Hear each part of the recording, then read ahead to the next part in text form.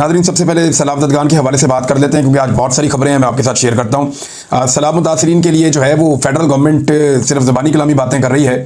Actually जो काम है वो मकामी लोग कर रहे हैं। वो किसी भी सियासी वाबस्तगी से बालातर होकर एक दूसरे की मदद कर रहे हैं। कोई जमाती वाबस्तगियाँ भी नहीं हैं। लोग एक दूसरे का हाथ थाम रहे हैं और they know how to survive, यानी वो एक दूसरे के सर्वाइवल के लिए ये लड़ाई लड़ रहे हैं। और मामला वही है क्लाइमेट चेंज का। पाकिस्तान की हुकूमतों ने कभी इसकी तरफ तवज्जो दी नहीं। यहाँ एक लुटमार का बाजार गर्म था। सिवाय इमरान खान साहब के अगर 2-3 साल आप निकाल दें जिसमें क्लाइमेट चेंज के ऊपर कुछ काम हुआ, उसके अलावा तो कभी हुआ ही नहीं। क्लाइमेट चेंज के ऊपर काम कोई करने के लिए तैयार ही नहीं है।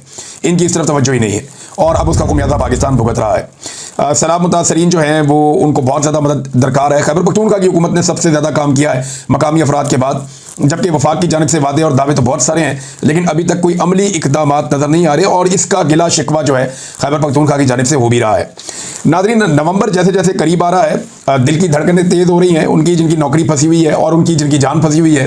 हर तरफ से जो है वो धड़कनें तेज़ हो रही हैं और यानी जिस शख्स के पास 1 दहाई के मनसूबे हों, ये कोई एक दफ़ा नहीं है, 10 दफ़ा लोगों ने कहा है कि general Asim Munir field marshal के पास 1 दहाई तक के मनसूबे हैं कि जनाब मईशत में ये करना है और दहशतगर्दी में ये करना है और मुल्क को ऐसे करना है और फलां फलां फार्मूले लेकर आने हैं। तो जिसके पास 1 दहाई के मनसूबे हों वो क्यों इस साल रिटायर हो जाएगा, ये एक बड़ा सवाल है। फैसल वाडा ने एक मरतबा फिर आकर कहा और फैसल वाडा को बाकायदा लाया गया, लॉन्च किया गया, दोबारा से रीलॉन्च किया गया।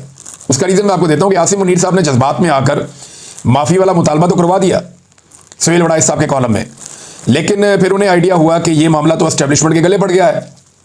अदलिया के लिए भी बड़ी शर्मिंदगी का बायस है कि अदलिया को यह बता दिया गया कि जनाब आपके तो केस ही कोई नहीं बनते, और पोल खोल दिया पूरे मुल्क के सामने कि जनाब ये इमरान खान तो जेल में इसलिए है कि वो हाफिज सैयद आसिम मुनीर साहब की ख्वाहिश के मुताबिक माफ़ी नहीं मांग रहा। अब सुहेल वड़ाइच साहब ने जब ये बातें की और उसके बाद माफ़ी के लिए उन्होंने मिन्नतों भरा एक कॉलम भी लिख दिया कि कैदी जी माफ़ी मांग लें, और माफ़ी के लिए बड़े अरसे से दरखास्तें की जा रही हैं। इमरान खान मानता ही नहीं है। इसमें जो है हफीजुल्लाह न्याज़ी साहब ने एक बड़ी इंपॉर्टेंट बात की थी। उन्होंने कहा था जी इमरान खान के पास जो भी पैकेज लेकर गया एस्टेब्लिशमेंट की जानिब से, चाहे वो गंडापुर हो, आजम सबाती हो या कोई अमरीकी ताजिर हो, इसमें एस्टेब्लिशमेंट की एक ख्वाहिश यही थी कि इमरान खान माफ़ी मांगे। लेकिन इमरान खान ने पहले दिन से क्लियर किया था कि वो माफ़ी नहीं मांगेंगे। ये हफीजुल्लाह न्याज़ी साहब जो इमरान खान साहब के रिश्तेदार भी हैं, उन्होंने ये स्टेटमेंट दिया। हालांकि उनके बड़े सख्त नज़रियाती इख्तलाफात इमरान खान साहब से हैं, लेकिन वो ये मानते हैं कि इमरान खान से खूबसूरत ये लड़ाई एस्टेब्लिशमेंट के साथ आज तक किसी ने नहीं लड़ी है। अब ये जो बयान दिलवाया गया या कॉलम जो लिखवाया गया सुहेल वड़ाइच साहब से, उस कॉलम को अगर आप पढ़ें तो आपको आइडिया हो जाता है कि आसिम मुनीर साहब की ख्वाहिश है कि इमरान खान साहब माफ़ी मांग लें। और ये बड़ी पुरानी ख्वाहिश है, कोई नई ख्वाहिश नहीं है। ये 2 साल हो गए इसी ख्वाहिश के लिए। कभी इसको बंद कर देते हैं, कभी बिजली बंद कर देते हैं, कभी गर्मियों के अंदर पंखा बंद कर देते हैं, कभी 22-22 घंटे सेल के अंदर रखते हैं, कभी कई दिन तक सेल का दरवाज़ा ही नहीं खोलते, कभी उनका सामान छीन लेते हैं, कभी उनकी मुलाकातें बंद कर देते हैं, बच्चों से बातचीत बंद कर देते हैं, अखबारात और टीवी तक बंद कर देते हैं। तो ये सारा कुछ करने के बाद उनको तोड़ने की कोशिश की जाती है कि ये आदमी माफ़ी मांग ले, लेकिन नहीं मांगी माफ़ी। अब ये जो ख्वाहिश है ये उल्टी पड़ गई, अवाम के अंदर भी एक्सपोज हो गए, अदलिया को भी मुश्किल पड़ गई। जनाब अगर सारे झूठे केस हैं आप ये कह रहे हैं तो हमें फिर क्यों दबाव डालते हैं कि हमने इन केसों में इमरान खान को अंदर रखना है। ये मामला भी हो गया।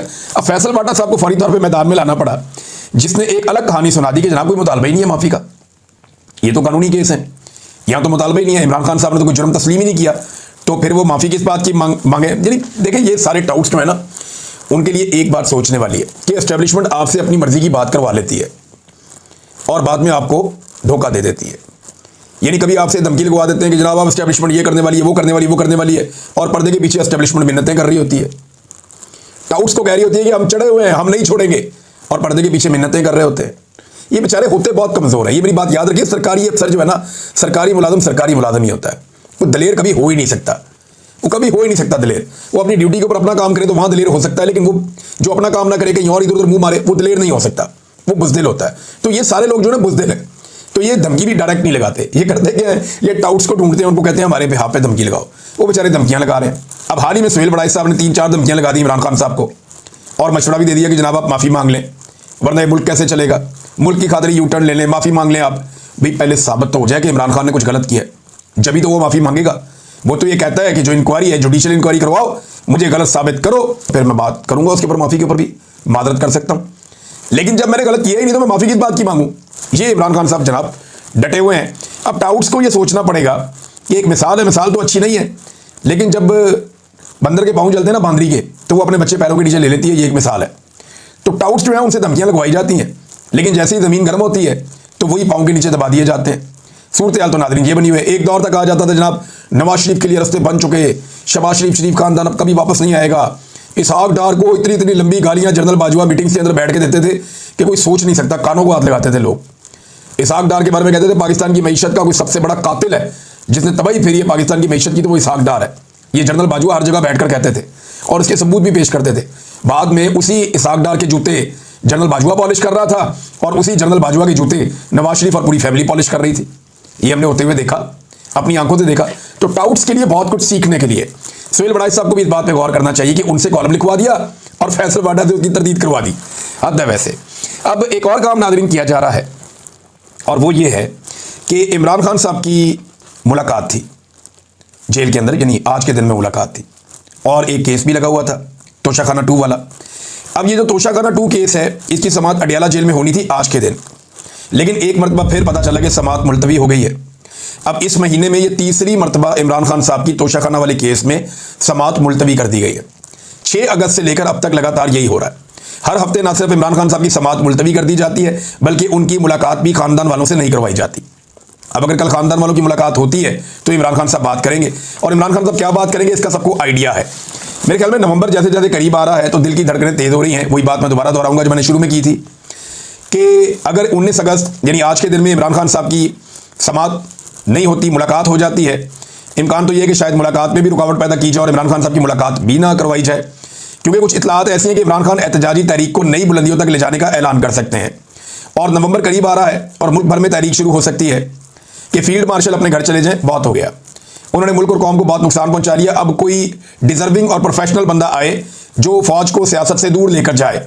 फील्ड मार्शल खुलकर सियासत कर रहे हैं, ये मईशत में दखलंदाजी दे रहे हैं, सियासत में दखलंदाजी कर रहे हैं, दाखिली और खारजी मामलात में दखलंदाजी कर रहे हैं। लिहाजा ये क्योंकि अपने आइन और अपने हलफ के मुताबिक नहीं चल रहे और इदारे की हजीमत और एक बदनामी का बायस बन रहे हैं, जो इमरान खान साहब बार बार कहते भी हैं, लिहाजा अब ये ओहदे से हट जाए और कोई दूसरा बंदा आए। अब मुल्क भर में अवाम एहतजाज कर रहे हों कि आसिम मुनीर घर जाए और इदारे को मजीद तबाह ना करें, तो इदारे को मजीद तबाही से बचाया जाए, अवामी नफरत से बचाया जाए। दुनिया भर में यही मुतालबा अगर गूंज रहा हो तो दबाव का लेवल क्या होगा? दबाव बहुत बढ़ सकता है। लिहाजा मेरे ख्याल में इस दबाव से बचने के लिए इमरान खान साहब की मुलाकातें बंद कर दी गई हैं और अब उनके केसेस भी नहीं चलने दिए जा रहे और साथ ही साथ माफ़ी तलाफ़ी की कोशिश भी की जा रही है। माफ़ी का सादा मतलब यह है कि आप हमें चलने दें, हमें चलने दें। यानी अगर इमरान खान साहब इस बात पे मान जाते हैं कि ठीक है आसिम मुनीर साहब अपना काम करते रहें, तो इमरान खान साहब जो हैं वो फिर उनके लिए आसानियाँ पैदा हो जाएंगी। लेकिन इमरान खान साहब ये खुद कह चुके हैं कि अगर मुझे कुछ हुआ तो उसके लिए रिस्पॉन्सिबल आसिम मुनीर साहब होंगे। वो ये भी कह चुके हैं कि आसिम लॉ चल रहा है पाकिस्तान में। वो ये भी कह चुके हैं कि आसिम मुनीर साहब के इक़्तिदार को तूल देने के लिए जो जो कुछ हो सकता है वो मुल्क के अंदर किया जा रहा है। तो इमरान खान साहब बड़ा कैटेगोरिकली और क्लियरली कह चुके हैं कि तमाम मसाइल के लिए जिम्मेदार आसिम मुनीर साहब हैं। और अब इस वक्त महीना चल रहा है अगस्त का, बीच में महीने रह गए 2 सितंबर और अक्टूबर, और इनमें अगर पूरी दुनिया में और पाकिस्तान में ये तहरीक बहुत तेज़ी से बढ़ती है, इमरान खान साहब इसका ऐलान कर देते हैं कि जनाब हम ये चाहते हैं कि आर्मी चीफ तब्दील किया जाए, फौज बहुत ज़्यादा पोलिटिसाइज हो रही है, और उसके सबूत में ये सुहेल बड़ाई साहब के कॉलम भी हैं, उसके सबूत में बहुत सारे टाउटों के बयानात भी हैं जो बार बार कहते हैं, टाउट आके उनके बिहाफ पे आर्मी चीफ के या मिलिट्री एस्टेब्लिशमेंट के बिहाफ के ऊपर आके वो धमकियां लगाते हैं। और इसके अलावा कभी ताजिर, कभी कोई और, कभी कोई और, डोनाल्ड ट्रंप से मुलाकात, ये सारी चीज़ें जो हो रही हैं ये सियासत के अंदर मुदाखलत हैं जो फौज को नहीं करनी चाहिए। लिहाजा अगर ये तहरीक इस तरह खड़ी होती है तो फिर मुश्किलात बढ़ेंगी। अब फैसल वाडा साहब और फवाद चौधरी साहब जो है वो जोर लगा रहे हैं, इन दोनों ने आके टीवी प्रोग्राम में कहा जी कि चलें अब निकले इसमें से, माफ़ी तलाफ़ी करें, मामला ख़त्म करें। लेकिन इमरान खान साहब कहते हैं जी मैंने माफ़ी नहीं मांगनी, वो इसके लिए तैयार ही नहीं है कि वो माफ़ी मांगे। फैसल वाडा ने एक और स्टेटमेंट दिया, एक तो वो नून लीग को बहुत लताड़ा देते हैं। फैसल वाडा ने कहा जी कि नवाज शरीफ और जरदारी कोई आसमान से नहीं उतरे हुए, इनको भी रगड़ा लगेगा जो कुछ इन्होंने किया पाकिस्तान की फौज के साथ या ये वो, क्योंकि फैसल वाडा साहब फौज के नुमाइंदे हैं ना, फौजी तो नहीं है लेकिन वो एक्चुअली एस्टेब्लिशमेंट की नुमाइंदगी करते हैं और वहीं से उनको सेनेटर बनाया गया है। उन्होंने एक और बात की, उन्होंने कहा पीटीआई की क़यादत इमरान खान को जेल में रखने में कामयाब हो गई, ये इक़्तिदार के मज़े लूटते रहेंगे। सवाल मेरा सादा से ये है कि इमरान खान पे जाली केसेस सारे क्या पाकिस्तान तहरीक इंसाफ की क़यादत ने बनाए? क्या इमरान खान को जेल में पाकिस्तान तहरीक इंसाफ ने रखा हुआ है? क्या इमरान खान की लड़ाई पाकिस्तान तहरीक इंसाफ के साथ है? क्या इमरान खान की बीवी को पाकिस्तान तहरीक इंसाफ ने जेल में रखा हुआ है? भाई ये सारा काम तो पाकिस्तान की मिलिट्री एस्टेब्लिशमेंट ने किया है, जिनके बिहाफ पे फैसल वाडा साहब आकर बात करते हैं। तो क्योंकि फैसल वाडा साहब के मालिकान ने, या जिन्हें आप एस्टेब्लिशमेंट कहें पाकिस्तान की, उन्होंने इमरान खान को जेल में रखा हुआ है, तो फैसल वाडा साहब उनके बिहाफ के ऊपर यही सारा इल्ज़ाम शिफ्ट करके पाकिस्तान तहरीक इंसाफ पे लगा देते हैं। और पाकिस्तान तहरीक इंसाफ के कुछ भोले भाले लोग हैं वो उठ के अपनी क़यादत के ऊपर चढ़ दौड़ते हैं। देखिए ये जरूर है कि तहरीक इंसाफ में बहुत सारे लोग कमजोर फैसले करते हैं, इमरान खान साहब जो कहते हैं उस पर अमल दरामद नहीं करते या नहीं कर पाते या कंप्रोमाइज हो जाते हैं, लेकिन ये कहना बिल्कुल गलत है कि इमरान खान को जेल में पाकिस्तान तहरीक इंसाफ ने बंद किया हुआ है। नहीं, इमरान खान को जेल में पाकिस्तान की मिलिट्री एस्टेब्लिशमेंट ने बंद किया हुआ है और किसी ने ना बंद किया है, ना किसी और की इमरान खान को ऐसे बंद करने की जरूरत है। फैसल वाडा ने यह भी कहा कि फील्ड मार्शल का किसी के साथ 1-on-1 इंटरव्यू नहीं हुआ, फील्ड मार्शल तौसीह नहीं ले रहे, तसलसल को तौसीह का नाम नहीं दिया जा सकता। अब इसका मतलब सादा यह है कि तौसीह लेने का मतलब ये होगा कि 5 साल के लिए नई नौकरी शुरू हो जाए 29 नवंबर 2025 से, और फिर 29 नवंबर 2030 तक आर्मी चीफ के ओहदे पर रहे फील्ड मार्शल आसिम मुनीर। अब तसलसल का मतलब यह है कि 3 साल जो पिछले गुजर गए वो गुजर गए, यहीं से 2 साल और वो कंटिन्यू कर लें और 29 नवंबर 2027 तक फील्ड मार्शल आसिम मुनीर रहे। लेकिन अभी 3 महीने पड़े हैं और ये बहुत टाइम होता है, 3 महीने में बहुत कुछ हो जाता है। जनरल बाजवा भी एक्सटेंशन के ख्वाब लेकर बैठे हुए थे और अगस्त में उनको लगता था कि उनकी एक्सटेंशन को कोई नहीं रोक सकता, दुनिया इधर की उधर हो जाए, जनरल बाजवा की एक्सटेंशन को रोकना नामुमकिन है। जनरल बाजवा यही समझते थे, लेकिन फिर कहाँ गए बाजवा साहब, आज कोई उनका नाम भी नहीं लेता। जितनी मर्जी आप बाजवा को, मैं इसलिए बुरा नहीं कहता कि अब वो बेचारे के पल्ले ही कख नहीं है, आज जितनी मर्जी आप बाजवा को गालियां दें कोई फर्क नहीं पड़ता, कोई आपको जवाब ही नहीं देगा, ना कोई उसका केस लड़ने के लिए आएगा, ना बेचारा खुद अपना केस लड़ने के काबिल है, बेड़े ही गर्क हो गया बेचारे का, कोई उसकी कोई चीज़ उसके पल्ले नहीं छोड़ी और यही सियासतदानों ने इससे फ़ायदा उठाया, बाद में उसको लात मार के बाहर निकाल दिया। नाज़रीन, एक बड़ा कमाल आइडिया है जो सनाउल्लाह मस्ती खेल साहब ने पेश किया, और सनाउल्लाह मस्ती खेल साहब ने बड़ी मेहनत से एक मिसाके पाकिस्तान का आइडिया दिया है कि नया मिसाके पाकिस्तान किया जाए, और उसके जो बुनियादी असूल उन्होंने बताया, उन्होंने कहा एक तो उसमें आइन की बालादस्ती होनी चाहिए, अवामी मैंडेट का, नंबर 2 उसमें एहतराम होना चाहिए, नंबर 3 उसमें इदारों का एक तवाज़ुन होना चाहिए, यानी अपनी अपनी हुदूद के अंदर रहकर, अपने अपने दायराकार के अंदर रहकर काम करें, नंबर 4 शमूलियती सियासत होनी चाहिए, यानी सबको यकसा इज्जत और नुमाइंदगी दी जाए, कौमी इख्तलाफात बातचीत और पार्लिमानी मुबाहिसे के जरिए हल किए जाएँ, तसादुम या बाइकाट के जरिए नहीं, माशी इस्तेहकाम, उन्होंने कहा मईशत को सियासी मुदाखलत से महफूज रखा जाए और एक मुस्तकिल पॉलिसी बनाई जाए, नंबर 6 एहतसाब और शफाफियत होनी चाहिए पाकिस्तान में, नंबर 7 अवामी हुकूक और फलाही रियासत होनी चाहिए पाकिस्तान में, नंबर 8 मीडिया की आज़ादी और इजहार राय की आज़ादी होनी चाहिए पाकिस्तान में, नंबर 9 NFC अवार्ड और वसाइल की मुनसिफाना तकसीम होनी चाहिए पाकिस्तान में, नंबर 10 सूबाई तश्कीलें 9, यानी अगर आपको वसाइल और इंतज़ामी मामलात के मुताबिक सूबों की अगर आपको दोबारा तश्कीलें 9 भी करनी पड़ती है तो आप करें, एक नया मिसाके पाकिस्तान किया जाए। ये बड़ा अच्छा आइडिया है जो लेकर आए हैं सनाउल्लाह मस्ती खेल साहब, मैंने इसको पढ़ा है तफसील के साथ।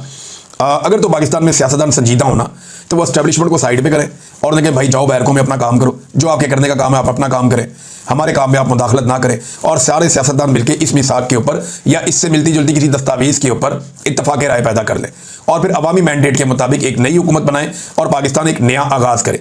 लेकिन जिनकी कमेटी लगी हुई है, जिनकी मौजें लगी हुई है, जो अयाशियाँ पट रहे हैं और उन्हें पूछने वाला कोई नहीं है, जो टिकटॉक बनाने के लिए जापान जा पहुंचे हैं, वो ये चाहेंगे कि ये हो, ये पहले तो बताया नहीं अवाम को कि जाना कहाँ पे है, हॉल ही नहीं बता रहे थे, फिर बड़ी मुश्किल से जनाब हॉल के अंदर जो लोग इकट्ठे किए मरियम नवाज ने, वो मैं देख रहा था, यानी मैक्सिमम चंद, तो कुछ तो उन्होंने ऑडियंस पाकिस्तान से मंगवाई, कुछ जो बेचारे वहाँ पे एम्बेसी का अमला उनके रिश्तेदार हैं उनको बुलाया, और कुछ PMLN के ओहदेदार हैं थोड़े से उनको बुलाया। तो ये चंद दर्जन लोगों के साथ मरियम नवाज ने खिताब किया, मरियम नवाज के मुंह के ऊपर लोगों ने चोर चोर के नारे लगाए।